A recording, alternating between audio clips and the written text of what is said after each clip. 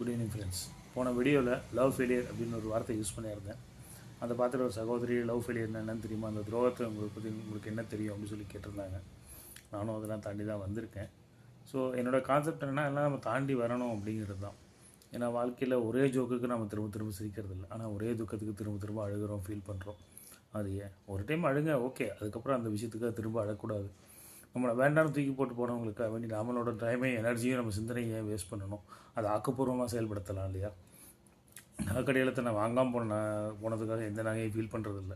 அந்த மாதிரி தான் நம்மளோட வேல்யூ அவங்களுக்கு தெரியலன்னா நம்ம அதுக்காக ஃபீல் பண்ணக்கூடாது. நம்ம வேல்யூ தெரிஞ்ச ஒருத்தவங்க நம்மளை கண்டிப்பாக ஒரு நாள் ஏற்றுப்பாங்க இல்லைங்களா? மற்றவங்களுக்கு ஒரு காந்தத்துக்கு பிடிக்கணுங்கிறக்காக தங்கத்தை இரும்பாக மாற்றிக்கூடாது. தங்கமாக தான் இருக்கணும்.